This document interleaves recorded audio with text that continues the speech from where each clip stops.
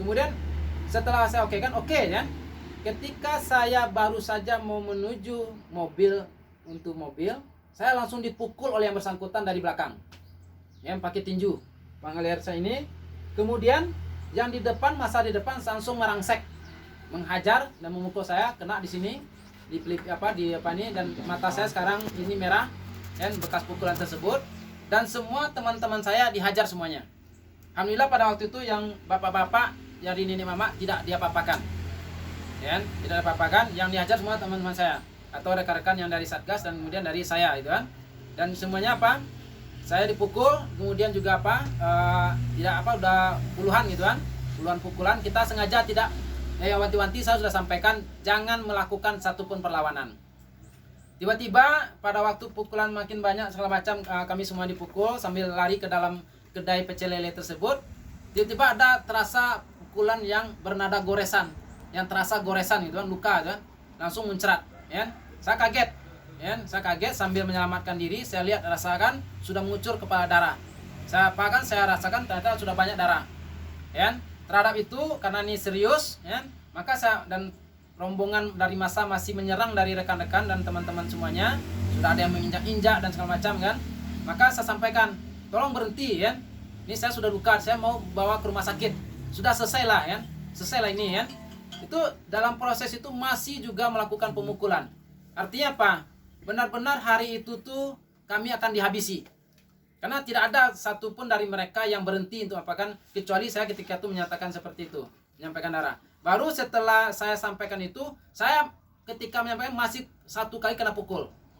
Masih kena pukul lagi saya. Sudah seperti itu kan. Rekan saya yang ini, Ripal, ini yang membackup saya ketika saya sudah kena. Masih kena hajar. Ya, sama mereka. Jadi ini betul-betul tindakan sangat tidak manusiawi kan, apanya. Kemudian saya sampaikan, saya lagi tegaskan, tolong ini saya sudah bapak nih, saya mau dibawa rumah sakit gitu kan, tolong ya.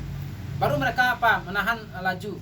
Kemudian kita segera langsung naik mobil, segera masuk ke kantor Polsek Kamang Baru. Di kantor Polsek, saudara Dedi dan segala macamnya sudah berkumpul sana lagi. Orang ini ngiring lagi kita, ya, ngiring lagi kita semuanya di kantor Polsek. Bayangkan masuk kantor Polsek seperti ini, rekan saya ini, siapa ini masih dihantam sama si Edi Siawo tuh di depan kantor Polsek itu, di dalam ruangan, dihantam, masih dihantam oleh yang bersangkutan. Artinya apa? Ini berbahaya. Kita sudah mensinyalir sejak awal bahwa kantor Kapolsek bukan sesuatu daerah yang menurut kita steril pada waktu itu untuk kita digiring ke sana, ya, oleh saudara Dedi Mula Putra ini, ya. Makanya ternyata terbukti, ya, dan teman-teman saya diintimidasi di sana dalam prosesnya gitu kan, bahwa kalian sudah masuk daerah tanpa izin dan kemudian kalian berisiko kami akan kena serang nanti oleh kalian semuanya. Bisa tenangkan waktu itu tuh, ya, semuanya oke. Maka saya minta visum. Saya ketemu dengan Dedi waktu itu. Saya lihatkan darah sama dia, ya. Ya. Saya lihat sama dia ngapa waktu itu? Dia seakan-akan enggak tahu saya apa yang dia pakainya, berkoordinasi dengan teman-temannya gitu kan. Saya visum, minta visum. Ternyata memang ini dari hasil visum lukanya adalah luka benda tajam, ya, dan kemudian jahitannya ada 6. Rekan-rekan saya semua sudah divisum semuanya, dan ini akan kita proses secara hukum. Jadi inilah proses pada waktu kemarin dalam proses pendampingan masyarakat hukum adat memperjuangkan hak wilayah mereka secara baik-baik, namun dihalangi, dihadang dan kemudian dikeroyok oleh massa yang mengaku-ngaku sebagai pengontrak lahan yang tidak ada hubungan hukumnya dengan klien saya, ya. Jadi kita sangat mengutuk keras tindakan-tindakan premanisme ini, dan seluruh organisasi saya, ya, sudah akan ada konferensi pers juga mengutuk kejadian ini, termasuk juga Perhimpunan Bantuan Hukum Indonesia sebagai organisasi saya juga akan sedang hari ini menentukan sikap untuk melakukan tindakan terhadap kekerasan yang dilakukan ini. Dan kemudian Warsi Indonesia yang berada di Jambi juga sudah mengkonfirmasi kepada kita terhadap persoalan ini akan menjadi perhatian mereka.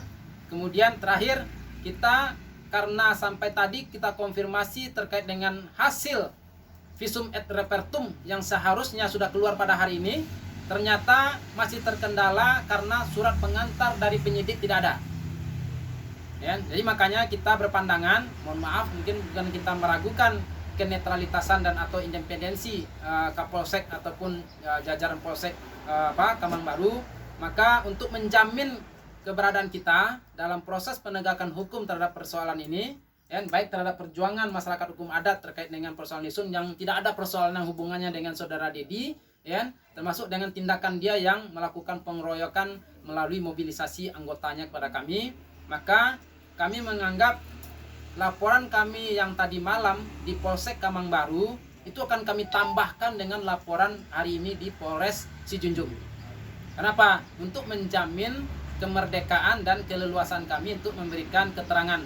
Kenapa? Lokasinya berada di TKP yang keamanannya kami ragukan.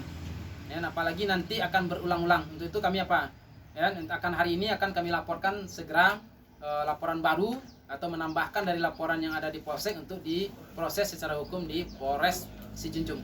Demikian kira-kira penyampaian dari saya. Kalau ada pertanyaan atau diskusi bisa kita perdalam. Nanti juga mungkin ada tambahan dari KSU atau Ketua Koperasi Ranah Lisun, Datuk Afridas, Datuk Bagindo Tanameh.